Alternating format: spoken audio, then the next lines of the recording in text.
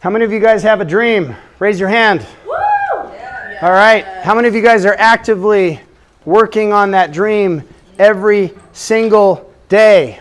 Woo! All right. All right. Tyler, tell me your dream. What's the dream you're actively working towards? Recording music. Woo! Recording music. And you've got this really cool man cave, shed, axe throwing, and there's a drum set in there set up for your creativity. Awesome. I love it. Okay. Who else has a dream they want to tell us about real quick? You, the nice young lady in the front. Preserving memories. All right. Preserving memories. We'll have to talk about what that means. So my dream is to help founders get capitalized and exit their companies to become what I call founder funders. Another part of my dream is that Las Vegas factors into that equation as the Vegas venture ecosystem becomes known as the capital of capitals. That's my dream.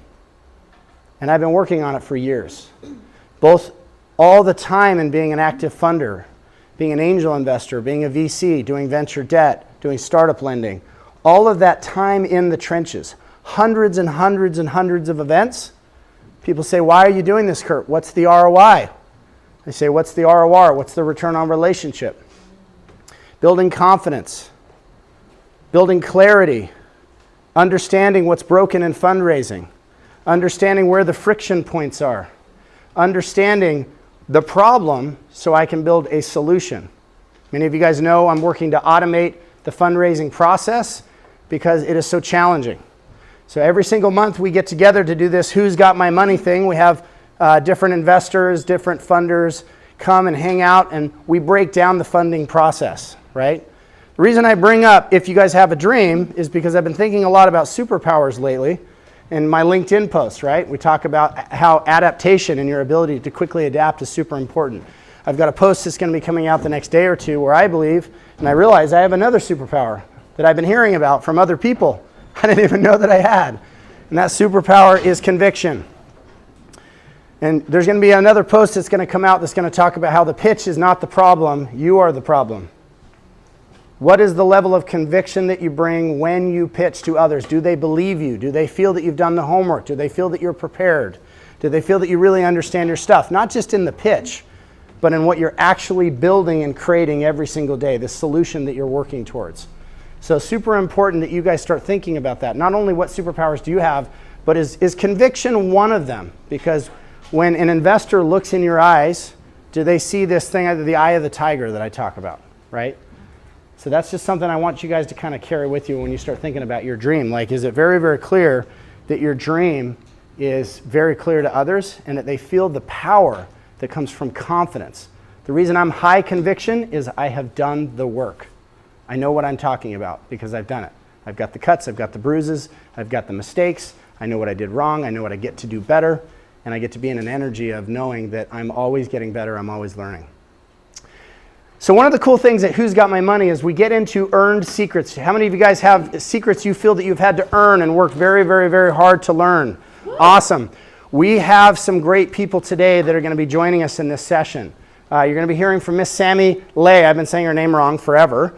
She's a numbers expert. She's going to be coming up here in a bit. She has done a bunch of management at a very high level, and she's here in our great city here in Las Vegas. Help you guys figure out your numbers, help you figure out your pro formas, your projections, what makes sense, and what's the earliest instance where you can start to demonstrate that you actually have data to show some form of traction instead of thinking it's really far down the road. That's one of her things.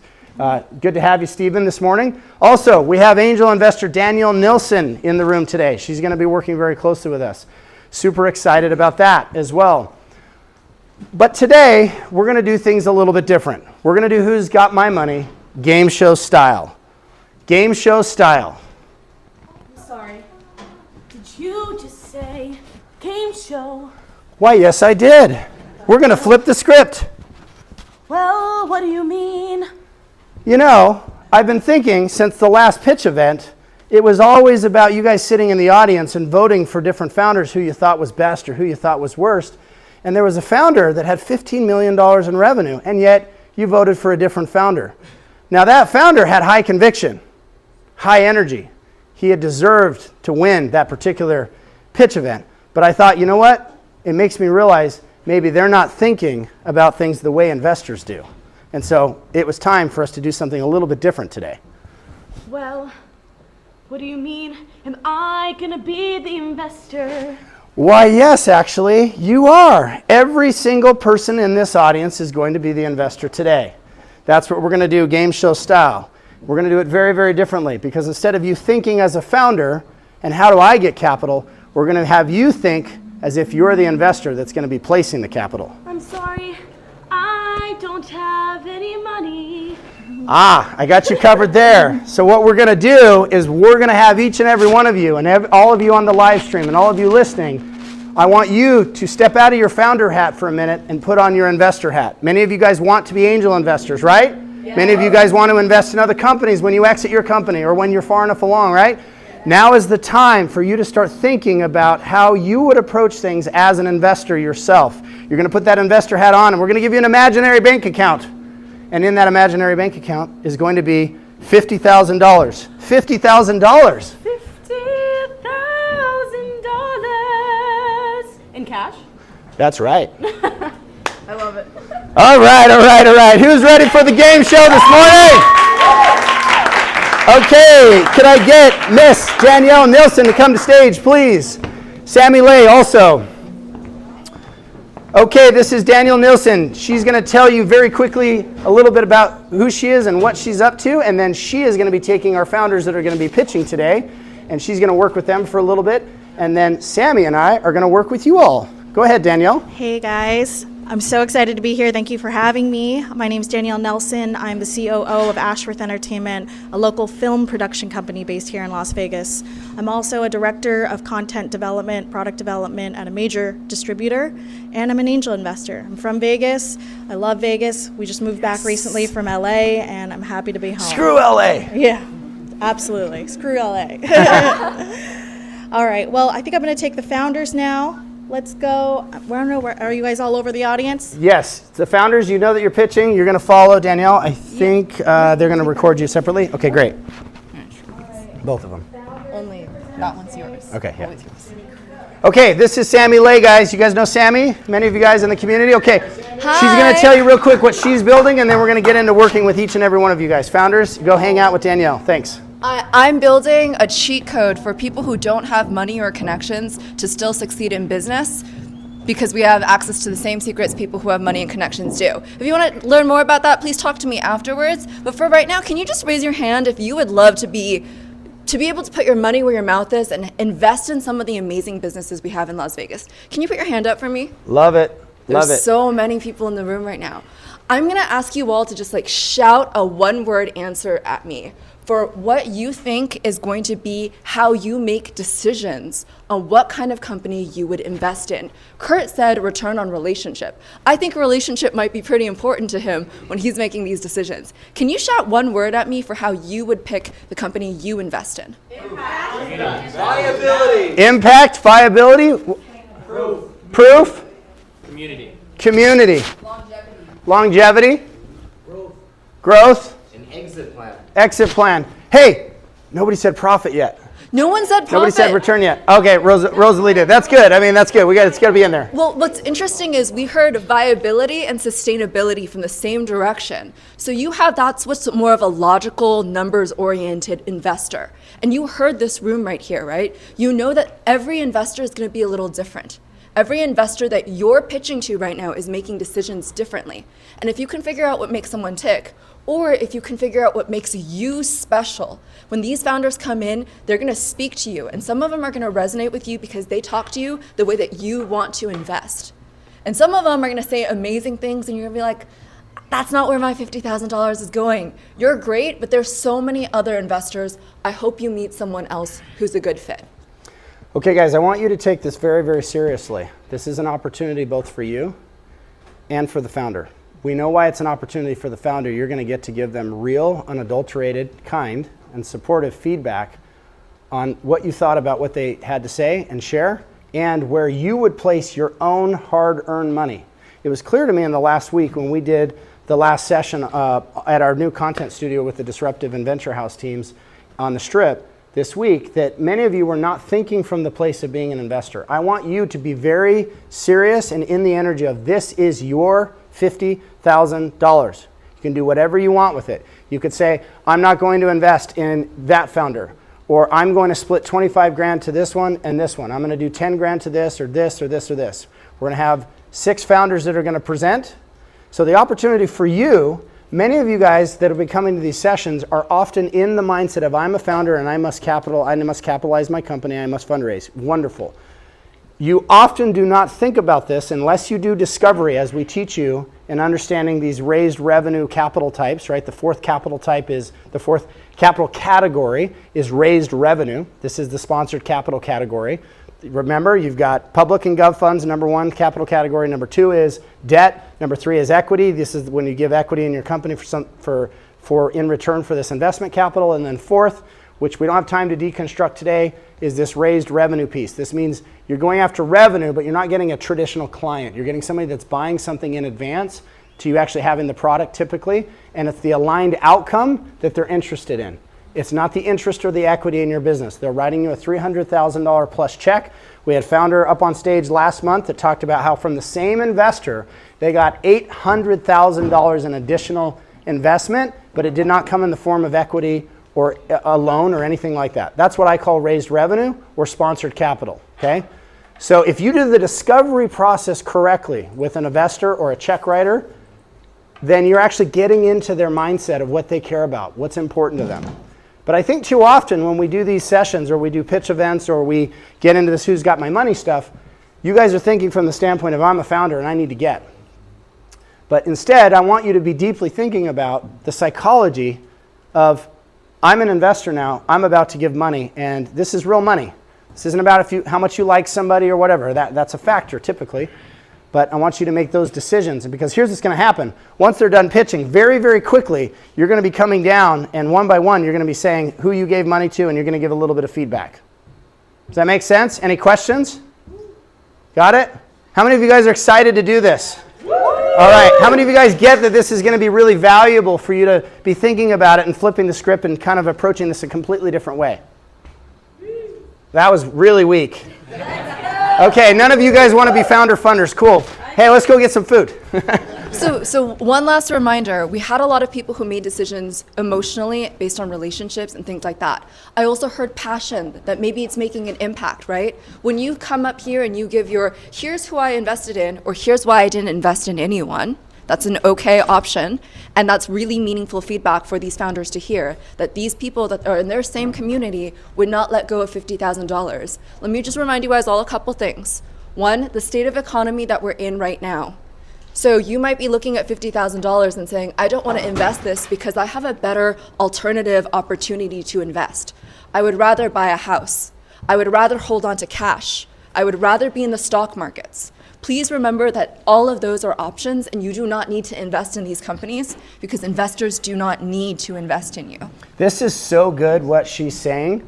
When an investor's talking to you or a lender's talking to you, they're not just underwriting the deal, they're underwriting you. That's the reason I had a chat with you guys about conviction and your energy and the way you show up. But guess what? They're underwriting the market. They're underwriting what they got going on in their life. They're underwriting their portfolio at the same time. They're trying to say, well, how much cash do I have on hand? And can I go 7 to 10 years without seeing anything happen with this money where I may not get this money back, right? So what she's saying is sometimes a founder's biggest competition is what that particular check writer has going on in their life separately when it comes to investments, or maybe they get to start taking care of their elderly mother, and they know that they've got to shell out several $100,000 to make sure that she gets to have a wonderful end of life, right? How do you compete with that? So these are the things you have to be thinking about. Now, if you're really sharp and you do discovery, then you're going to start learning about these things. Now, sometimes these are not considerations for a venture cap type person, but as we've been helping you guys to understand, your capital stack is not one investor. It's multiple investors from multiple capital types, and there's 60 of them, as we talk about. Also, capital stack is all the different investors and capital types you put in. Capital sequence is over time what's the daisy chain of relationships and capital that you choose to bring into your enterprise. And a smart, fundraising, fluent founder knows when to play which capital card. I'm going to do 2 numbers things really quickly, just because experienced investors hear so many of these pitches every day. Once you're like, okay, I am willing to part with my money, the second question is going to be, how am I going to get money back? If this is my only $50,000 that I ever get to invest, I'm investing in a company that's going to bring this money back so I can invest in the next one. If it's not your only $50,000, maybe you get to play more cards. Remember, there are different types of investors. Some of them that you're talking to can only invest in one company, and you might not be the right fit right now. Some of them are saying, I can invest in plenty. I'm gonna, what's it called? Spray and pray. Diversify my portfolio. So then the last one, third numbers item is going to be, if they're diversifying their portfolio or if they're betting on you, the last number they're looking for is your valuation. You have $50,000 to invest. Maybe there's a lot of really good options, but only one of them has a valuation that favors you as an investor. Maybe you're looking for a mix of valuation and impact, but at the end of the day, you guys all today get to show what kind of investors you would be, so you can feel what it's like for you to be up here pitching as a founder to a bunch of investors and see what it would be like if you were to do your own pitch right now to this room. We have 6 brave founders who are going to demonstrate that for you. Guys, and think about this, you know, when a founder tells you their valuation, they're basically helping you to price your investment into that company. What that means is you could love what they're up to, but you could end up realizing that you're going to make a lot less based on it having a high valuation. So somebody comes in and thinks their company's worth $100 million, but they're pre-seed, or they're seed, which means that they're very early stage, they're pre-revenue, then you have to decide whether or not you're willing to do that. Because typically you want to see lower valuations. It's typically better for the investor, if we're just talking raw return, for there to be a lower valuation the earlier that you come into a deal, because then your money is a larger portion relative to that investment. So if you put in 100 grand and the valuation's at 5 million, you could do extremely well. If you put in 100 grand at $100 million valuation, it's a very different animal.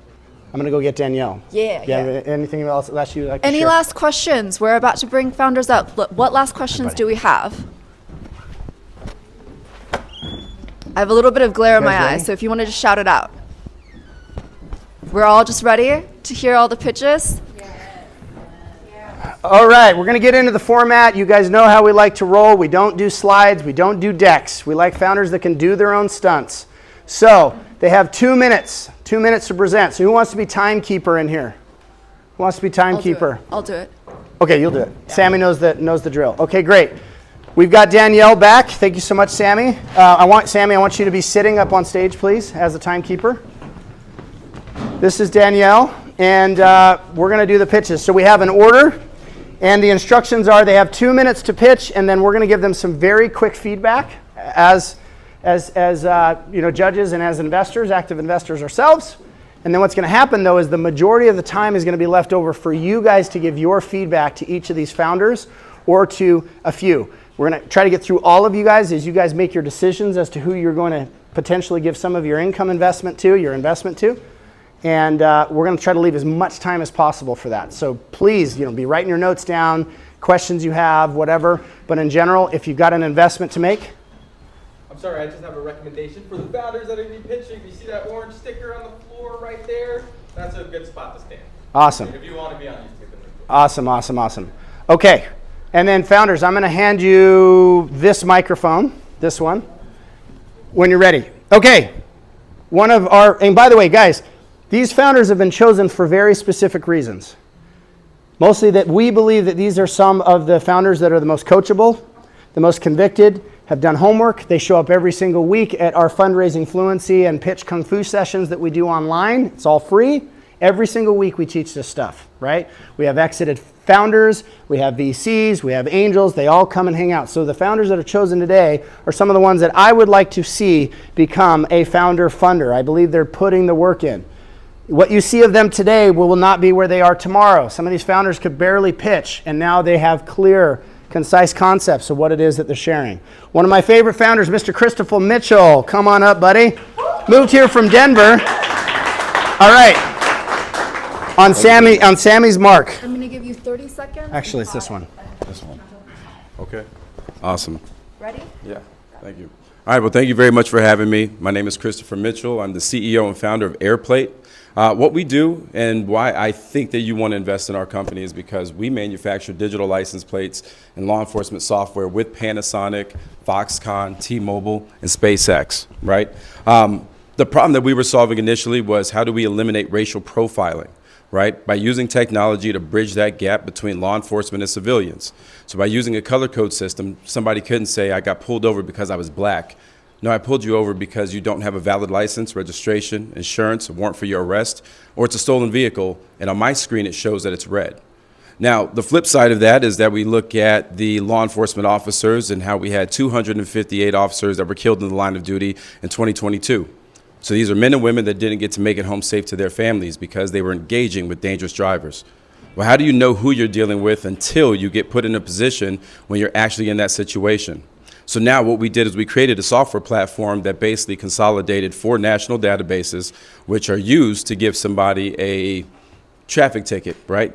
To minimize the average ticket time to give it to them and give them the bird's eye view of the city of who doesn't have a valid license, registration, insurance, a stolen vehicle, a warrant for their arrest, and so forth. Now, a few other things why I think that you should invest in our company is, number one, we work with Panasonic. For those of you who don't know who Panasonic is, they control 65% of the law enforcement market in the United States of America. That is the platform that our application is actually deployed on. We have 4 current pilots on the East Coast. We have Florida, we have New Hampshire, we have Rhode Island, Denver, Colorado, and now we just secured a new one in San Diego on 1,200 police vehicles.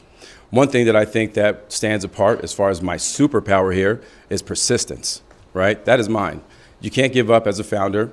I will tell you, you have a beautiful voice. Thank you very much. I enjoyed that. But the thing is that we are here to change the world one license plate at a time, and it's something that no matter which side of the aisle you sit on, you have to have it. Yeah. What's your valuation? Our valuation currently right now sits at $22.3 million. With our current merger with our software development company, we are in excess of $72 million. Thanks so much for sharing all of that. Yeah, thank you. Get your mission. You have a super targeted problem that you're after. I could see the application across everything. So from a product perspective, on the mark.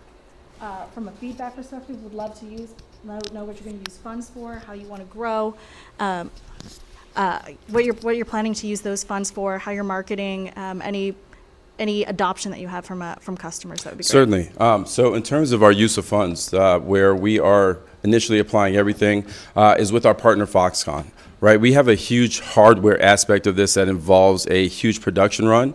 So we are manufacturing in Taiwan, and when you transfer from what a metal plate costs that's stamped at the prison systems at roughly like $1.75 a piece, to now switching to a digital platform that includes RFID, passive RFID, LTE, and BLE. If you guys don't know what that is, sorry to get too technical. It does obviously increase the cost by being able to connect that device. So imagine taking your phone and increasing the size to 12 by 6 inches and putting that or fixing that to the back of a vehicle. And now, obviously, the cost has increased. So now we actually have to have a service plan with that that's associated. So that is where the primary use of our funds, and then continued software development, I would say.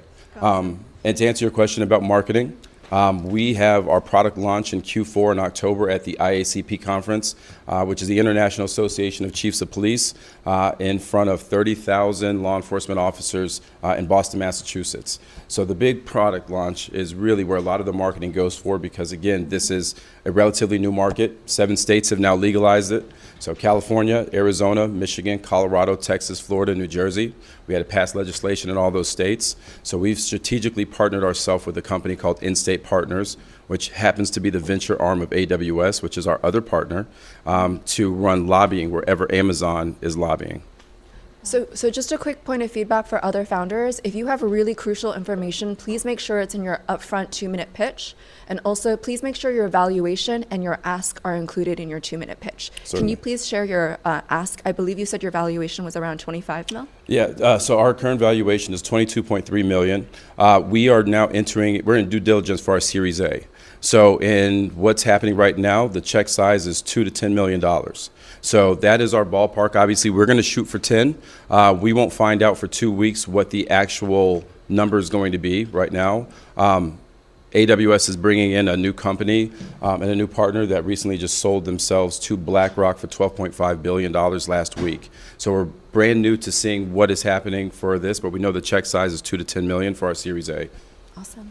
Okay, we're going to keep moving. Thank you so much, Christopher. Thank you. And I'm very excited for you. Thank you very much. All right, Mr. James Ritchie from Jewel Fit. From Jewel Fit. James, you know the drill, brother. On the X, right there. Sweet.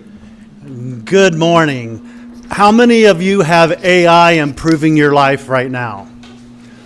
What if I told you in 2 15-minute sessions a week, I could take care of all of your workout needs?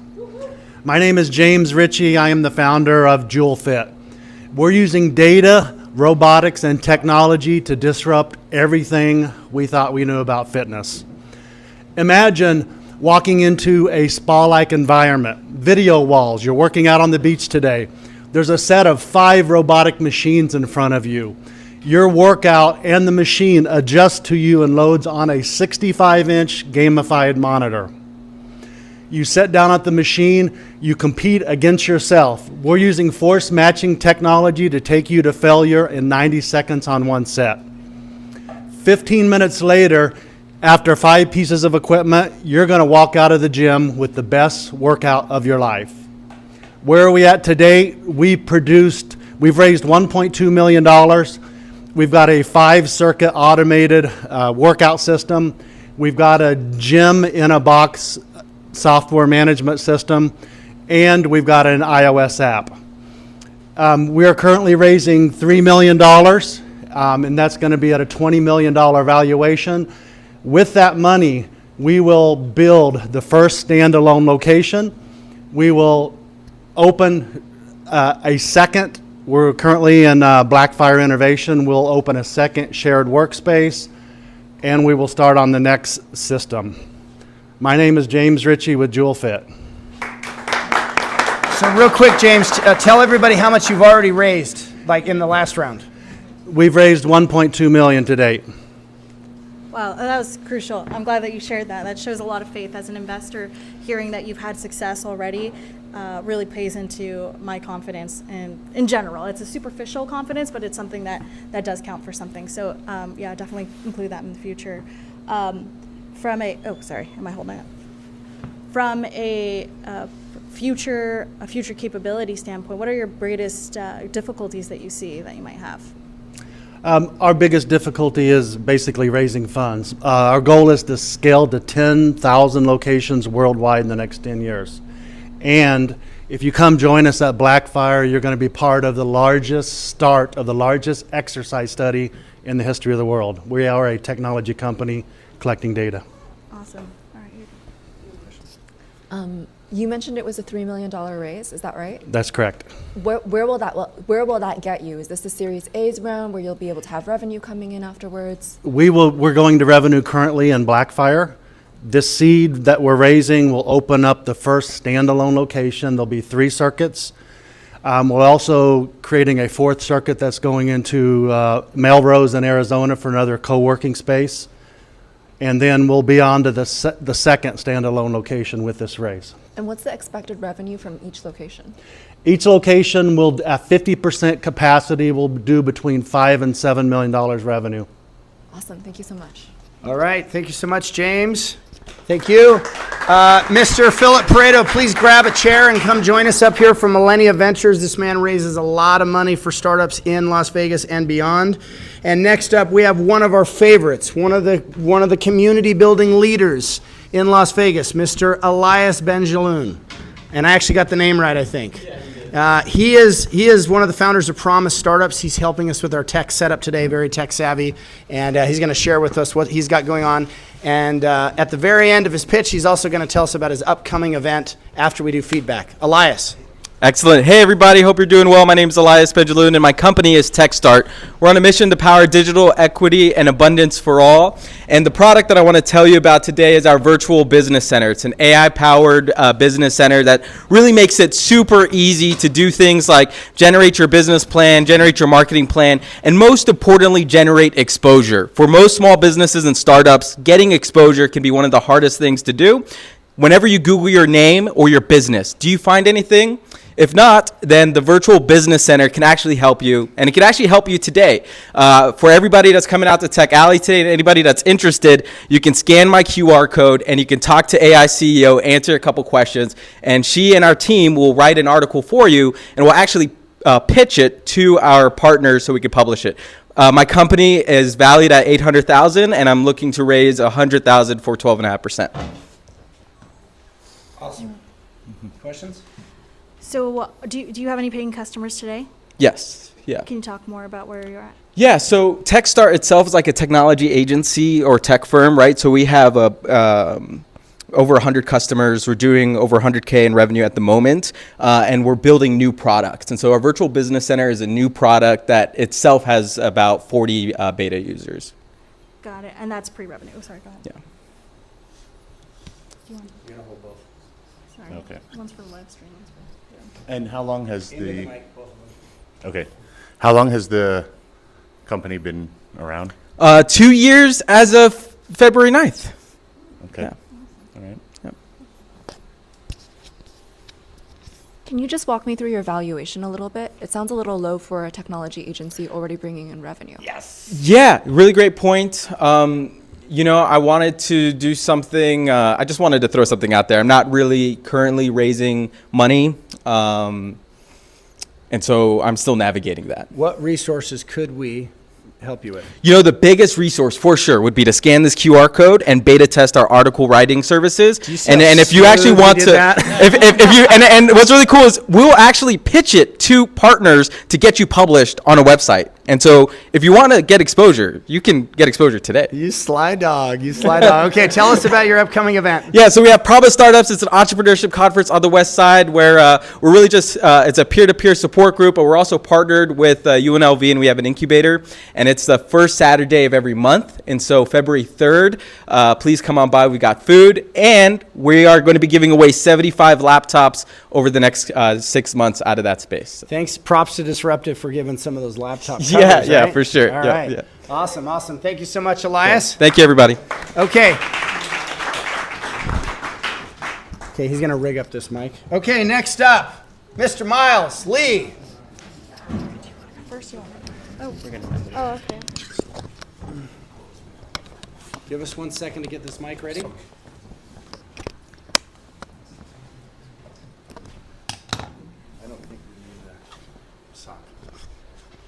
Also, guys, we usually give more rigorous and spend more time on feedback, but we're trying to save time so that you guys as the investors get to give that feedback, okay? Super important. Miles, on Sami's cue, you ready to rock and roll, brother? Yes. Let's go. Good morning, everybody. Poor officiating has crushed our sports today. The New York Post came out with a article not too long ago, and it specifically said that it's ruining our sports. So, my name is Miles Lee. I'm the CEO and founder, first time, of Official Whistles. And what we do is we help sports bettors win bets. We do that by providing them with accurate performance ratings on all the officials, whether they're registered or certified in professional and collegiate sports. And by doing this, we increase their chances of winning sports bets by over 30%. There's already an existing market right now of 106 million sports bettors within the United States, and most of those sports bettors reside right here in this state of Nevada. This is the market we intend to disrupt by way of website, mobile app, friendly user for our customers. We have a business model. The team right now that we have, it consists of a board advisor, come highly recommended. He's responsible for $9.3 billion in exits as far as IPOs. He's a regular in town. We're building off of that, making it a foundation for us to grow our product, hire our team, build our product, launch our product, get feedback, and then scale up. This is the first time this has ever been done. Poor officiating has been around for 30 seconds.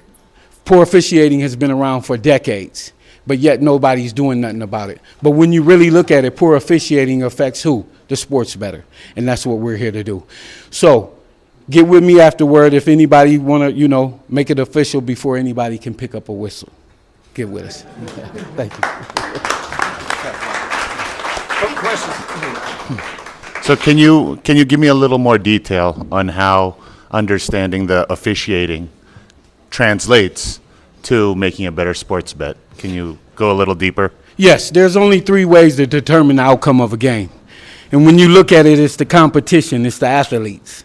And then when you look at it, it's the weather. If it's the game is not inside, it's outside. And then you look at poor officiating. Those are the 3 reasons to determine the outcome of a game. But if any sports fans are in here, you'll notice that the poor officiating has been around for years. So if we tighten that up, we believe, at official whistles, we give sports bettors a better chance at winning. And we bring transparency to it, something that's much needed, a shot in the arm with officiating in all the sports. Because when you look at FIFA and you look at boxing and you look at all the other sports, it's just a problem. It would literally be like you logging on a sports book app and seeing the spread, whether it's the over and the under or -7 or +7. What you would see in our app is officials, their performance ratings from whether it's 5 years, whether they're in the NBA, NFL, MLB, it doesn't matter. Their ratings will be in an accurate performance system based on the developers that we're trying to hire locally here in this state, in this city. Can you talk more about your business model? So I'm assuming you're trying to sell this service to sports bettors to increase and they would look at their benefit would be making a more secure and accurate bet, a more beneficial bet. Is Correct. that right? So what's your business model look like? Well, quite naturally, it would be 4 subscription basis for our customers. They would be able to log on daily for $2 because I'm thinking, and the company is thinking that those are our initial customers that just want to see our app. If we're producing what we're saying we're producing. Then we have the weekly subscription. Then we have a monthly subscription. And for our loyal customers, we have an annual subscription of $200. And you save $40 by coming in through the door initially with us and growing with us in our company. That's our business model. Sorry, this ends up being general feedback, but because we're on limited time, I'm not able to get super deep into questions around your valuation, which you weren't able to share, your ask, which you weren't able to share, and how the monetization works. If you could just answer, is it $2 per day in cost, and what your ask is for what percentage equity? Okay, that's a great question, Sammy. It is $2 a day. $9 weekly, $19 monthly, $200 annually. We're doing a $250,000 raise right now for 10% of our company. And what that does is it allows us a 9-month runway. And in that runway, because this is a time-sensitive project, we want to be the first pioneers out there to assure our customers that we're doing what we're saying we're doing, and we get to shape the market how we see fit, right? If we're the first pioneers to do that. So you already know how I feel about that $250K for 10%. We'll talk more about that. My other concern is going to be about your go-to market strategy when it comes to how are you going to get all these users. It's very, very difficult to do that. Subscription companies are a very attractive business model for us as investors, right? At the same time, they're very difficult to, because I'm concerned you're going to have a lot of churn even with your pricing model. So we'll talk more about that. But I think you need to be thinking about who has your ideal customer in droves, who has thousands and thousands and thousands of them, and cutting a deal with them to quickly get to the scale, because otherwise, your cost of acquisition, which is the cost per person you're bringing on board, is going to be much higher than your $20 a month. And I'd love to know what your customer lifetime value is as well, right? And I know you don't know those numbers yet, and that's going to make or break you in this model. Always does with subscriptions. Awesome. All right, thanks, Miles. Appreciate it so much. All right, guys. You know that we're a big fan of minorities, diverse founders, female founders. And my soft spot are our veterans. How many of you guys are thankful for the veterans that have fought for the freedom that we have every single day? Amen, yes? All right, we love our veterans. Thank you so much. Our next founder, Mr. Daxton. Come on up here, buddy, and share with us your unique startup that you have right here on this mark. Perfect. My name is Daxton Lyon with Acquire Solutions, and we reinvented the trading card. Now, I am a Marine Corps veteran, and also I worked in the Air Force as a contracting officer doing contracts and fulfilling IT work for the Air Force and our government needs. With that being said, a lot of my experience exposed me to a lot of problems related to, as I mentioned, counterfeiting. It's a $5 trillion a year problem. About 30% of what we all spend with low-hanging fruit applies to that problem. And the question comes, when you're going to address a problem, how do you penetrate the market and do it? And we identified the best way to do that would be to do it through gaming because it has high adoption that's quick, and we wanted to address counterfeiting in the trading card industry. So that's about $17.5 billion a year, expected to go up to about $30 billion within the next 5 years. And so anybody knows Jake Paul knows he lost $3.5 million to fake Pokemon cards, and that's a huge problem. So we invented a trading card game called Battle Blitz. So what's cool about our cards is that they are some of the world's first smart collectible trading cards. You go and you Google smart collectible trading card, you'll get 0 returns on it. You put that in parentheses. And so what our cards do that's cool about our trading card game is every tabletop card comes with a digital copy. So we leverage blockchain technology, and we have designed and invented a platform called Apex, which is like the Nintendo of Battle Blitz being like our Super Mario Brothers, that we are able to demonstrate the game with. We pitched the design of our platform to the National Science Foundation. They invited us to do a government contract through their CIBR program. And then we also were able to pitch through Warrior Rising, a veteran entrepreneur ecosystem at Goldman Sachs in Salt Lake City. Goldman Sachs has us doing a demo with them and their employees on February 20th of next year. We're out seeking $1 million right now. We have a lot of traction. We plan to use that $1 million to go through and establish our user base, the platform, and the 3-year dev strategy. And so let's answer questions to get through more.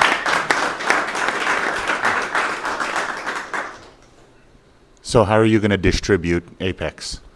So Apex, we have a 3-year go-to-launch strategy, and Apex is going to be demonstrated through the card game. So basically, we're going to sell the card game, the trading card game, and then people will have access to Apex through that. Okay, then how are you going to distribute the card game? There we go. So There you go. what we're going to do is we're going to start with Kickstarter, right? So we have 2 partners through LaunchBoom, and they sold a botany trading card game. We're talking about trading cards to gardeners for over $1 million, over 10,000 users. We have 20 international partners on our project, one of them being the developers of Assassin's Creed, Magic the Gathering, Puzzle Quest. Okay, so they're ready to develop our video game, the digital side. We have completed the game on the tabletop version side, and we are going through a dual development strategy with the platform and the digital game simultaneously, and getting this $1 million will launch us through a $20 million raise, which will get us to market at the Aria Casino and Hotel. We will be launching the game with a $100K guaranteed prize with 8 professional esports teams. We already have partnerships that will allow us to accomplish that feat, streamed live through Twitch and on Kick. And that's where people will be able to buy it. But we anticipate within the next 3 months launching our Kickstarter and getting at least 10,000 users through that. We've also partnered and have working development strategies with local card shops through Legacy and Dark Side Games. And they're going to allow us to host some free rolls. We're going to be giving out 30 gift cards to the stores in exchange first, second, and third place prizes, $100, $50, $25 respectively. And so we have a very theatrical launch and release strategy that's going to cover 3 years. I might be misunderstanding, but I want to differentiate. So Apex is the platform, Correct. the unique Smart ID collectible card, and then you're also pursuing the IP, the development of that game through the physical cards with the digital with the NFT, I guess, tie-in, and then a video game on top of that. So it seems like a lot. You're pursuing a lot in a lot of different ways. Yes. Which is your priority? Are you selling the platform and the licensing, and is that your priority? That's a great strategy. That's a great question. So initially, we have invented the game completely. So the game is ready to go. We can start selling the game as a tabletop iteration and generate revenue now through the Kickstarter campaign that we're going to be running. And then we can also retrofit the technology into our cards and activate that after we complete both the platform and the digital game. We will be doing the platform and the digital game simultaneously. We have 20 international partners ready to go, already primed to move forward as soon as we get financing. Okay, buddy, I want to see you at Pitch Kung Fu next Thursday, and here's why. This is complicated. Yes. I've heard you pitch multiple times. I think you were talking debt last time. Have you switched away from debt? No. Okay, got So it. we are. Our You offer didn't even is- mention that, so that's kind of important. So again, let's work on getting really clear. And if you're going to kind of be doing this dual thing, you need to find a way to be very succinct about it. Like if we're in the military and I don't know half of what you know, obviously I've never been in the military, and you were giving me instructions to go to a target, I think I'd still be pretty confused. Roger. Right? Got it? Yeah. Okay. See you soon, buddy. See you next Thursday. Thank you. All right. Next up. How many of you guys are building hardware startups? How many of you guys are building hardware plus AI? How many of you guys already are doing those things and have revenue? That's Mr. Brandon from Las Vegas.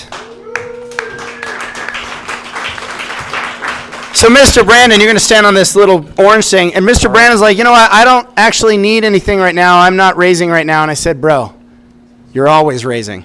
You're always raising to build relationships for capital a year down the road. You're always raising. And you're always pitching, I should say, because you're getting sales and clients. And you're always recruiting to find the best team members possible. Your job as a founder, I was talking to Christopher pre the game show, is to literally be pitching your ass off as a founder at all times, all places. Mr. Brandon. All right, thanks, Kurt. So my name's Brandon Gelstrom. I'm the CEO and founder of a company called Limelight Vision here in Las Vegas.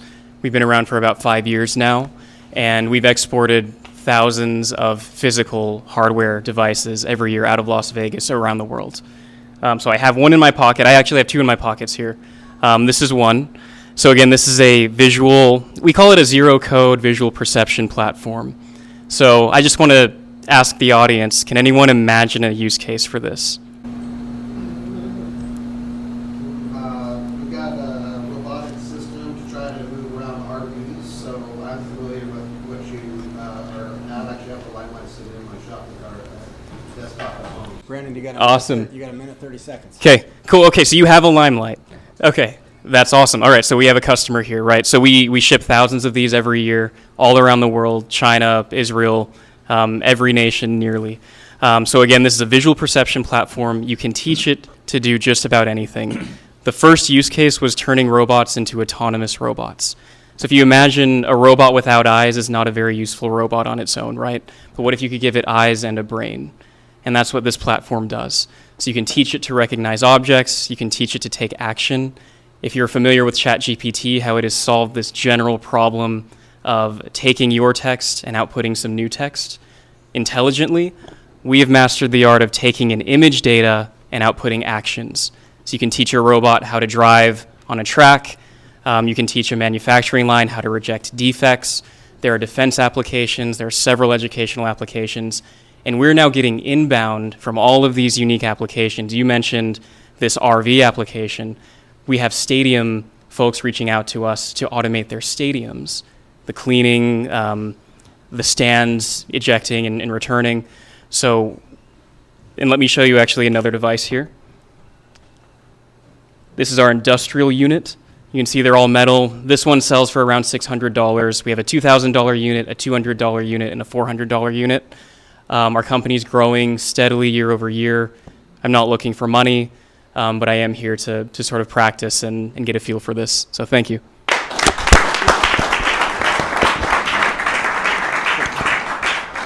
All right, awesome. And you have questions for Brandon, actually? Yeah, real quick. So, what does it cost to make, and what were your sales last year? So I'm actually not going to give out all of my financial details just because I'm not raising money right now. But what I will say is that our secret is that the product is high margin. Mm-hmm. There's a book I read called Monetizing Innovation, and it's from some Procter & Gamble execs who oversaw hundreds of product launches. And the number one reason for a hardware product failure was underpricing. So I can assure you that it's not underpriced and that our margins are very high. So Great answer. No, I think you've got something really special there. Thanks for coming and sharing it with us. Yeah. One thing, it's a little complicated to understand. It's a little complicated to understand. So, Yep. I got it at the end. I was like, okay, once you got to the application of it, maybe we find a way to just kind of like tighten up explaining the application and how you could do it and the function. Because it's always hard to talk about something that's middle I won't call it middleware, I won't do you a disservice, but it's a little bit like a middleware in that like you're trying to It's a translate component. things. Yeah. Right. Yeah, and So- we have some really, we have some videos that go over it really well. So, but yeah, I understand it's hard to understand. Yeah. I'm cheating because I know your product so well. I know how much revenue and traction you have. I know that you don't need to be here to pitch. So for the people in the crowd, if you could think, if you had Brandon's company, how would you pitch? Because that's the way that like all of us would love the opportunity to invest in this. If Brandon were to ever come to us with a pitch, we would all be like, yes, please, let's talk about this. So that's the kind of pitch that we all want to have. And then if I were to challenge you a little bit, I know that you could grow a little faster, and you don't have to scale up right now, but if you were to start thinking about what that looks like, create an ask around that and double, triple your team size so you can double and triple your impact, I think that's the way that a beautiful pitch would look like. And it's just an option, right? You don't have to Right. take the offer, if somebody decides to move forward, it's just an option, right? So we started doing venture debt for a number of years because we saw many founders that in their first 5 years, they weren't bankable. They had $1 million run rates, they're making lots of money, but they had a decision to make.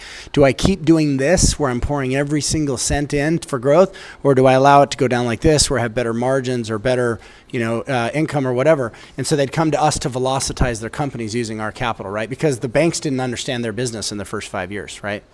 Cool. All right, Brandon, thank you so much. All right. All right, so guys, I have pulled a fast one on you, and I have brought 4 different capital types up on stage right in front of you to demonstrate this idea of capital types. Mr. Phil Peredo is an investment banker. He sometimes invests his own money, but typically what he does, and I think in some cases this is better, he goes out and he raises with you. He's not taking any new clients, but he goes out and he raises with you, and I've watched him do this to great effect multiple times. Danielle, and I'm not putting them in one box, I'm just giving you an example. Miss Danielle here, she's an angel investor, right? I think we all know what that means. Sammy's not an angel investor yet, but guess what? She's helping you to rig the game for your startup by understanding how you can get early traction, early clients, and early revenue. And then there's me, I've done it all. I don't do investment banking like Phil, I'm not cool like that, but I've done it all. Whether it's startup loans, venture capital, venture debt, and now we're going to be doing a bunch of lending and funding this year in a very specific format. And that's the reason why the name of the company is going to be called Format 360. So we'll talk more about that. And obviously, I'm building a funding platform to automate the fundraising process. All right, who's excited to share with these founders what they've decided to invest in? Are we doing audience first? Yeah. That was really lukewarm. You're not ready to allocate any of this money that you guys have, this $50,000 that's burning a hole in your pocket in your bank account? Not excited? Not excited? Not excited? Okay. All right. So we have to move as quickly as possible, and you guys are able to give feedback very quickly as well if you've decided not to invest or whatever, because we don't have time to get through everyone. So those of you that are ready to come, you're going to come down here. You're going to come down here quickly. Anybody that's going to come and actually tell the founders who they're investing in. The founders are going to come line up over here as well. Guys, quickly. All right, anybody that's ready to invest their 50 grand that they have in their imaginary bank account, all right, hurry, quickly. Nope. Yep, that's okay. Everybody else, we don't have a lot of time for this, guys. Quickly, do not be shy. Where's all the rest of the founders? Okay, that's fine. All right, who else do we have that's going to come down? I want all of you guys, ideally, to come down and actually share who you would invest in and what your feedback is, if I wasn't clear. No, we're good. Let's get these guys. We're already investors. Okay, you're ready? Okay, you're going to be very succinct. And you're going to say to which of these founders you want to give money, or any of these founders you want to give money. And you can also give feedback, but you got to move really fast, okay? Really fast. 10 seconds, 15 seconds. Okay, go for it. I would definitely And come stand over here. I would definitely take $25,000 and give it to Brandon. Okay, why? Because he was just his business. It was the fact that I know that it's growing. He didn't need the money. And so I know that and I like the youthfulness about him. And so I love innovation. The second person I'd give $25,000, I don't remember the name, the gentleman that's a veteran.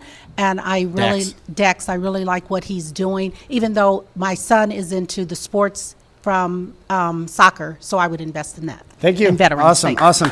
Okay, hurry up. No delay, guys. quick. I would invest into JoelFit, into James, for a couple reasons. One, I love the space, so I've lost like over 80 pounds, so I'm really into fitness, and I think that it's something that's never going to go away. People are always going to be trying to better themselves, and if we can use technology to do that, I think it's going to skyrocket. And I know the space very well, so it's something I could actually be like, not just give you cash, but actually be a part of it. And kind of like her as well, I'd give $25,000 to your business, even though you weren't raising money. I will say, isn't that funny? You ask for advice, you get capital. You ask for capital, you get advice. Yeah, I would say that I didn't understand your product probably until like the very end of your pitch, so definitely explaining that a little bit better in the beginning. And there was just I don't want to go through everyone's pitch, but there was a lot of products where I still at the end of your pitch didn't understand what you were doing, and you just have to realize that we don't know what you know always, so we have to understand what you're doing to be able to give our money. So if I understood it more, I probably would. So guys, give the more thing money. is, you got to describe the problem and what the product is, like in the first couple of sentences. Thank you so much. Okay, who's next? All right, quickly, who would you invest in? And by the way, some of you guys can come up and say, I don't want to invest in any of you because I got other stuff going on, or I didn't like this, or whatever. That's open, as long as you're kind and supportive. Cool. So I would invest in Limelight and Airplate, but So Brandon and Christopher. but preferably together. I think your products would actually marry pretty well and complement each other.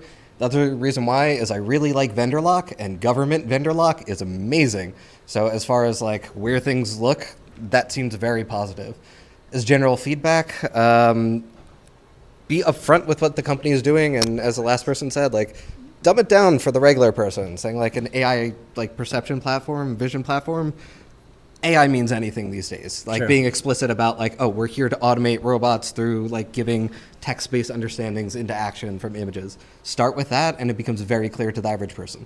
Awesome. Thank you so much. Mr. Stephen Ness.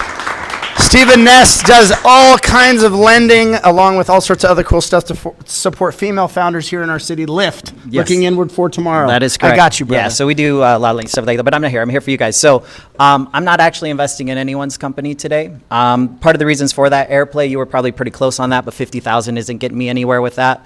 A lot of legislation, things that come in, and then you just get this whole idea of, we know the data's out there, but are people going to be comfortable with it? You're going to have a whole marginalized area that I think is going to be difficult, and you're doing like a 5x a cost. So that's just for me personally. JewelFit, we talked. I love your program. I've worked out on your equipment there. I just have a different vision of how I would personally do it. So I wouldn't put my capital behind a vision that I don't support, but I wish you the best, right? I think you're going to do something awesome.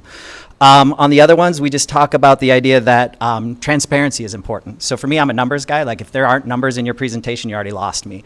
Maybe I'm not in your investor, who knows?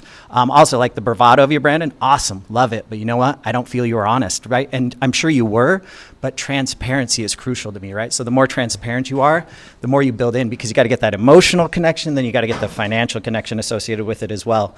For other founders, stuff like that, the idea is like make an emotional connection quick. There were some really great hooks that came out, like bam, that was a great hook, right?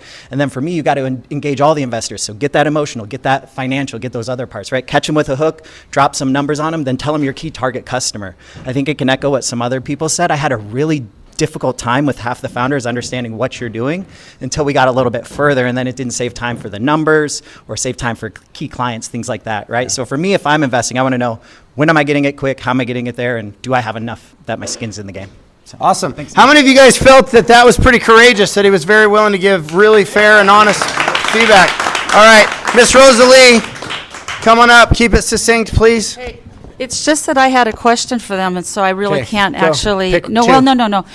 Well, I have two questions. Okay, so for yours, what's your profit? Not in your net revenue, but what's your profit? Okay, so there is, I would have to know a little bit more of use of funds but I need to work out on your equipment. And that's because I have a relationship with these guys. So I had some stuff I was doing. So really this isn't a personal thing. It's just I have a relationship already. So that's what I'm saying. You real quick, so can we test your, I have had experience with you. So is there, with that thing, can we do something today and have an actual experience? And if we like it, then I would need more information for you. I would give 25 here and 25 with more information. And if that what I needed would go to, actually, then I would have to ask some more questions, sorry. That was awesome. Okay, guys, by the way, that was another funder. She's put her money where her mouth is to the tune of large numbers, so just know that. So these are real questions. All right. Thank you. Yep. So I was actually very interested in, I'm sorry, what was your name again? Elias. Dax. And then what was your name again? Miles. Okay, so I was really interested in both your businesses because I am in gambling, and also I'm very active in the collecting community. My only issue with investing with your company would be that trying to introduce a new card game is going to be very difficult, and I think you have a lot of competition, and so I don't know if that would be something that I want to invest in too early unless I saw some kind of proof. But I am very, very into the whole digital confirmation of your collectibles. I think that's a huge problem, and that's something that I would be very interested in seeing how far it can go, because I myself deal with those issues of counterfeit collectibles being something that you have to be very careful of. And what was your product again? Efficient Officials? Yes. Yeah, I love the Official Whistles. Official Whistle. Love the name, and it's something that if you were able to get into with MGM or one of the already pre-existing sports betting apps, if you were able to integrate that into the app, I think that would probably be the best thing, and I would love to invest $25,000 into you if I had it, because I think that that's something, knowing the officials for the game and what issues they may have with players, all of that goes into sports betting, and when you don't have that information, it can make or break a parlay. And so that's something that I'm very interested to see, and I think that you have a great idea over there. Thank you so much. Hey guys, I have a question for you. How many of you guys plan to be a founder funder? Okay, that's most of the hands. Why aren't every single one of you in line to give feedback as an investor? It starts in the mind, guys. It starts in the mind. Okay, here you go. Because I don't believe you otherwise. Those of you who say they want to be a founder funder, you don't want to come practice? Give me a break. Hi, Richard Contreras, Air Force veteran. And so I'm really interested in your idea with the trading cards. And like you mentioned earlier, there's a lot of like really stiff competition, and a lot of I think some of your biggest competition so far is going to be the Magic the Gathering, the Pokemon trading card game, the Yu-Gi-Oh, like all these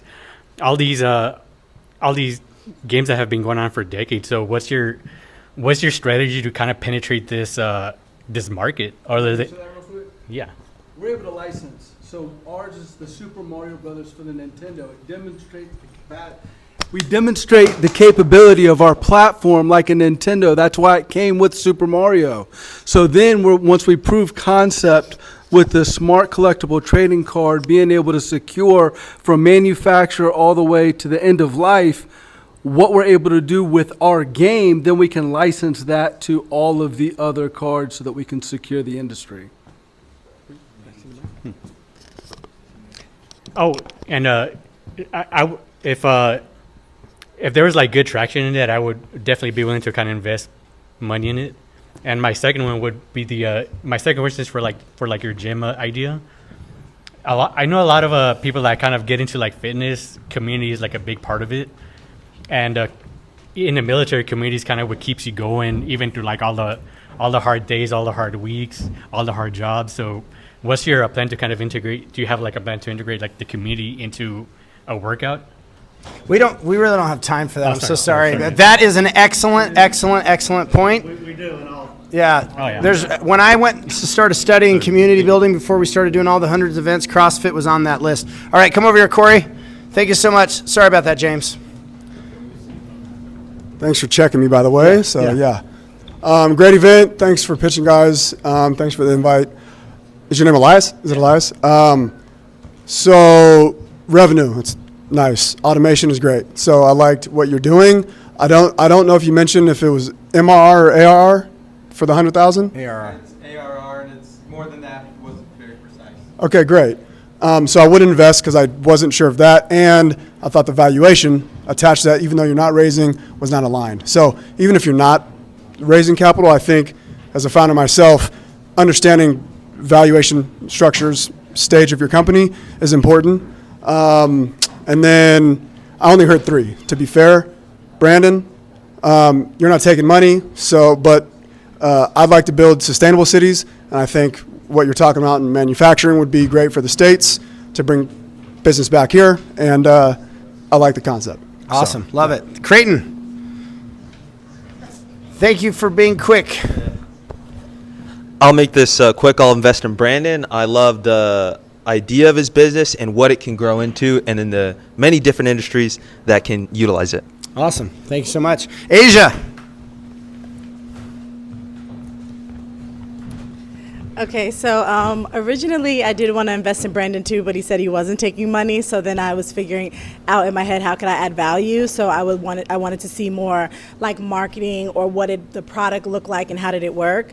I didn't have enough money for you with the license plates, but I love the concept and the impact. It meant a lot to me, so it resonated. So I was already thinking about, like, you know, who do I know that could try to help that? Miles, I love everything that you're doing with official whistles. I don't gamble too much, but I agree, like, you need a heavy partner with everything that you're doing. And I'm also the investor that has the $50,000, and I'm like more emotionally kind of thinking, how do I use it? It's not, you know what I'm saying? So my brain originally went to you with the tech startup, because I'm like, hey, if I invest in this tech startup and then I can add value operationally and things like that, like I felt like we could potentially grow there. I didn't understand too much about the card games and things like that. And then in terms of what you're doing, I just wanted to see how it worked and how it could impact my life. Awesome. Awesome. All right. So am I to understand that all of the rest of you guys would rather use your $50,000 on your own projects or on other projects? Is that the message I'm getting? Raise your hand. Be honest. High. Raise your hands high so the founders can see that. Okay, great. Is there anyone that wants to share why they chose to do that? To give some perspective, give some reference? Yes. Anybody?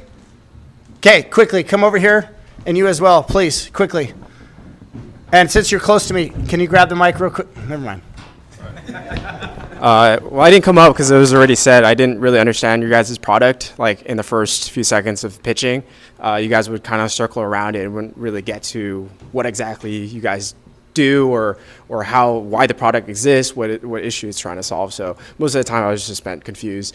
Brandon's product, of course, works fantastic. So he doesn't really have to pitch. He just say, like, if you just show the numbers and you have all that, then you can go easy on the pitch, I guess. But yeah, for the most part, being clear and concise and getting me on board in the first few seconds is important. So for any of you guys that think that maybe a less experienced investor might be telling you this feedback, from working with family offices very extensively, what I've learned is as brilliant as we think these billionaire groups are, they know the thing that they know, the thing they made all the money in, and maybe some adjacent things. Like in building startup loans, I had to become an expert in credit. I understand credit really, really, really well because I had to learn to underwrite using it.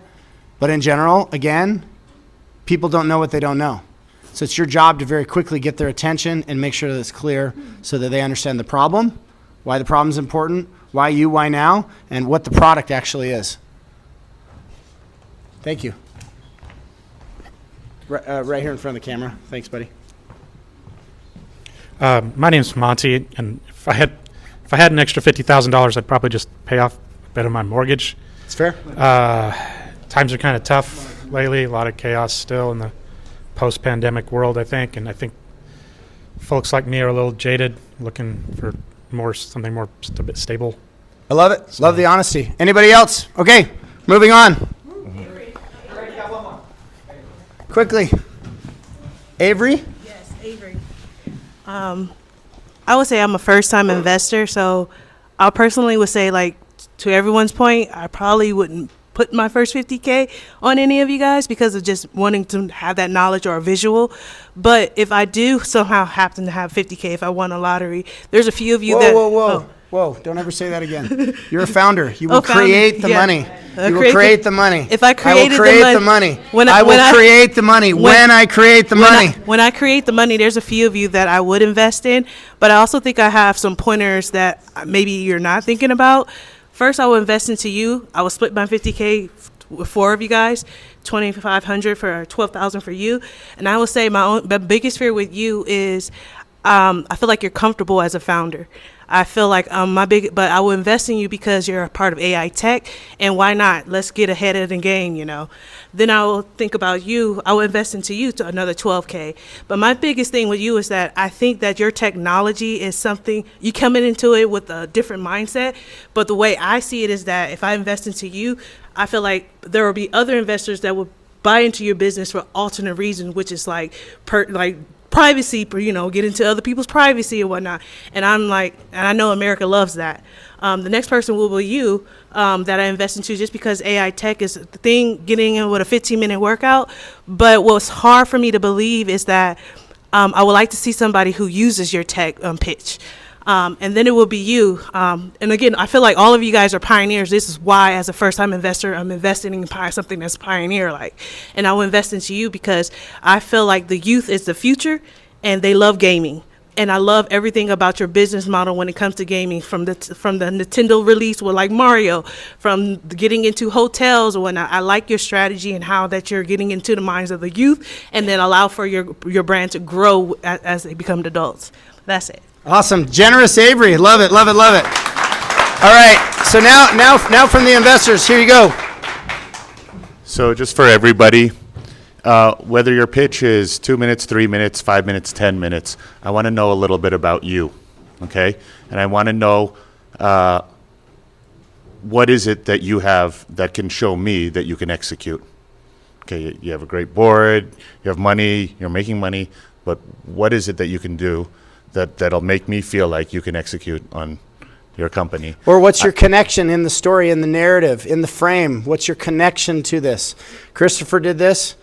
Brandon did a little. But guys, this is something all of you guys could definitely work on, is creating that story, creating that connection. I was just listening to the story of how DocSend took a look at all the decks, and they saw that numbers were not even the predominant factor. It was whether or not that story and narrative was compelling to the audience that was receiving it. Yep, that's it. So, as an angel, I'm in a different kind of mindset. One, I won't make decisions based off of 2-minute pitches. I will make decisions on further conversations. I think when I look at a potential company to invest in, I think about who can I actually have a relationship with, and who does my network most benefit. That's a big factor, as well as, you know, the things that we talked about when we're on the side. So I have connections to sports and the Ultimate Fighting Championships. I have connections in esports. So those things are kind of leads for me that always kind of are interesting. But from just a business readiness perspective, you know, Airplate, I think you're so like on paper there. I would like to see more about like your cost of manufacturing would be a concern for me because it's so complex. That was like my biggest gap. So but yeah, I would absolutely learn more about all of your companies, and even if it's not for me, maybe I know an angel or someone else. Even a birds of a feather partnership. flock together. Yeah, Investors absolutely. hang out together. They don't like to invest alone. Yeah. Thank you so much for saying that, Danielle. I'm super aligned, and now I can say a little bit less. I happen to know 4 of you very deeply. The other 2 I'm meeting for the first time. For those of you I'm meeting for the first time, as Danielle said, we're not going to make decisions to hand out 50K off of 2 minutes. But based off of what you said, I will say this from 2 different perspectives. As a human and as a community member, I would approach you and want to learn more about what you're doing. As a venture capitalist who hears hundreds of thousands of these each day, I think the best way to understand this is by talking about who I would invest in. Because there are 4 of you that I have deep and meaningful relationships, but the 2 that I want to invest in, and this is true for so many people, so many investors and everyone in this room, wanted to invest in the people who are not raising money and they don't need it. When you don't need money because you're going to be fine without it, you are so much more attractive to investors. I'm going to break that down into a venture capitalist versus an angel, because oftentimes people who run VC funds also have their own angel money. And I've seen this said so many times. I couldn't do it with fund money, but I could do it with my own money. What that means is you had the numbers and the revenue for fund money to make them believe that you're going to make the fund money. If that's not true, they can't use fund money, but they can use their own money because they're aligned. They think they can take you to the next level, and maybe because they think there's a really good opportunity on the board. There is no perfect capital type. There is no one single investor that's coming to save you or your company. Every single capital type has pros and cons and different times and places when it's valuable and knowing when to play it, right? Understanding and motivation of an angel is just dramatically different than what a fund is. You know, a fund has got to create a return in 10 years, and it's got to be massive if it's going to work. Whereas angels, they have a very different and very personal reason why they're choosing to get involved with you. I'll be writing more posts on what the difference between funding and backing is. Backing means I'm going to make sure you don't fail. Funding is not the same. You guys focus on funding, but you should be focusing on backing. Backing can mean a variety of things. Like, I'm going to make sure you get resources, connections. I'm going to help you learn how to pitch. I'm going to give you opportunities to do so.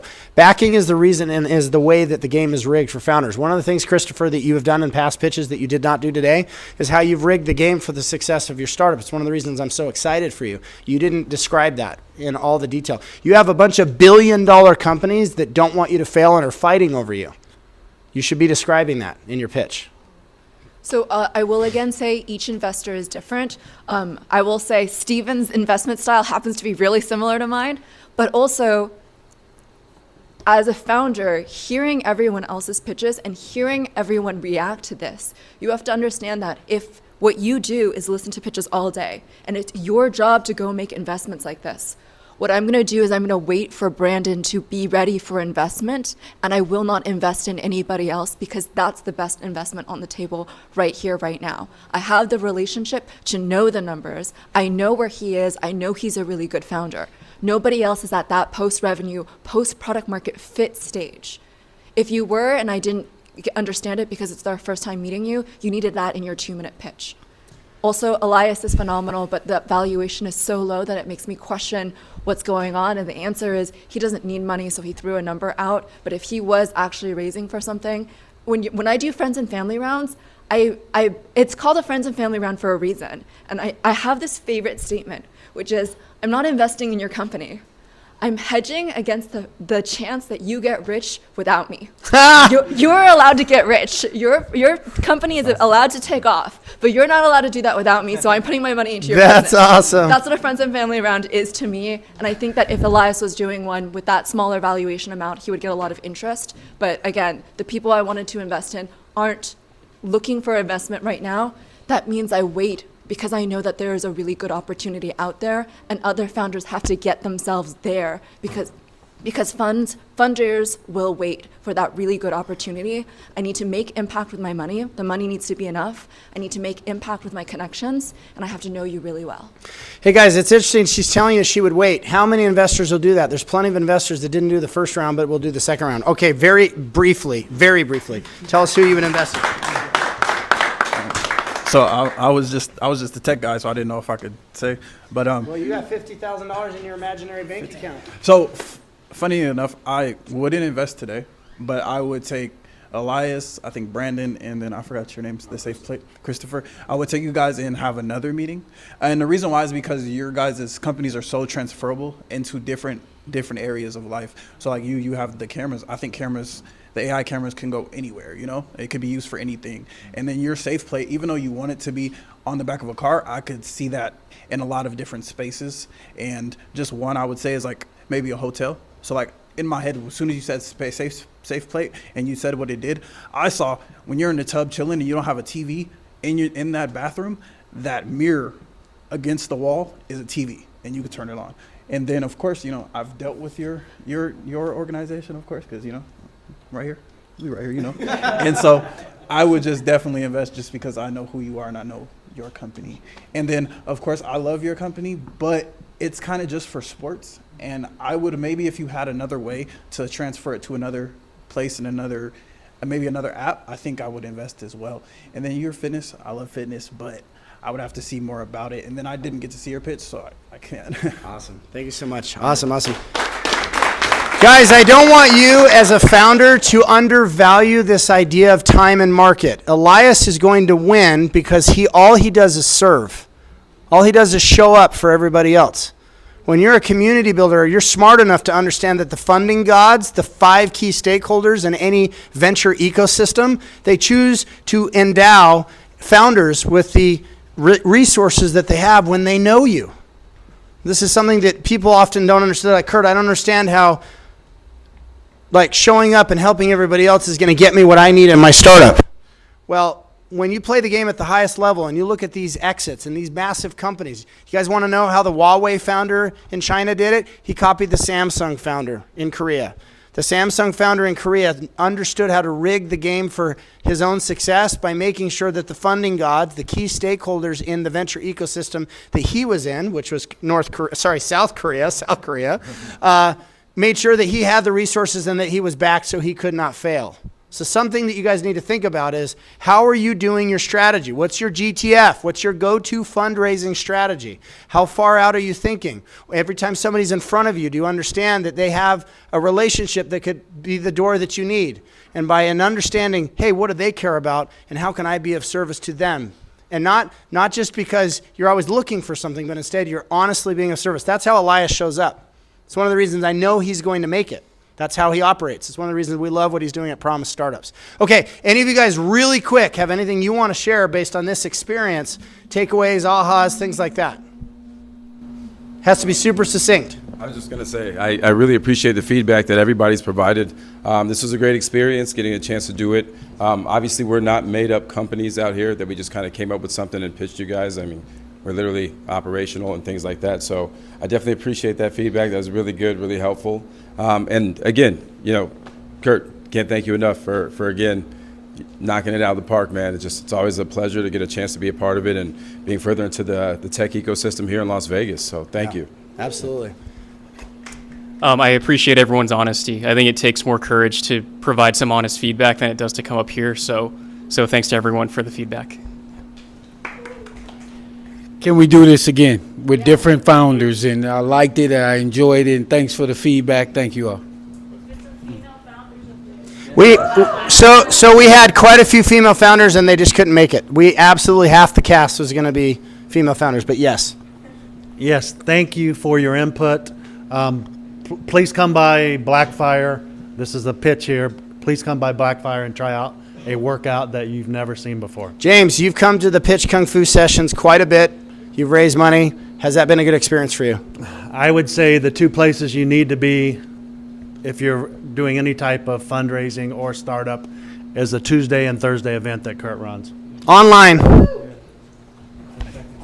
I really appreciate everybody who supports our veterans. Something that's very near and dear to my heart. And I appreciate the opportunity to get the feedback that everyone has provided. And I think that this is a really rich setup. So, Kurt, thank you for providing this. I can see how you're living out your passion. It was a team effort. And it's allowing us to live out ours. Just to be clear with veterans, a lot is about in transition. There are a lot of veterans who are suffering with suicide and those kinds of issues. And so finding a mission post-service is critical to us, and so finding veteran entrepreneurs who are trying to carry the mission from the battlefield here into the business world is very near and dear, and again, you all's contributions and encouragement are instrumental, so thank you for that. Thank you for your service. Yeah, thank you for your service and everything you're doing for veterans. And I'm grateful to be alongside with all these amazing entrepreneurs and founders. And thank you, everybody, for the feedback, especially the critical feedback. And I hope you all were able to beta test the tool because I'm going to check it out later. Always plug in. Okay, guys, a couple of announcements. We hope that you guys have enjoyed the game show today. And who's got my money? Woo! All right, awesome.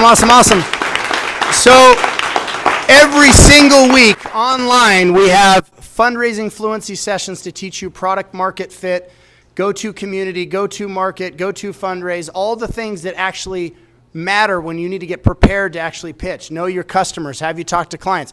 I can always tell when a founder hasn't talked to 100 clients or customers. It's very apparent to me. They don't know their stuff. They don't have a strong frame. They're not confident, et cetera, et cetera.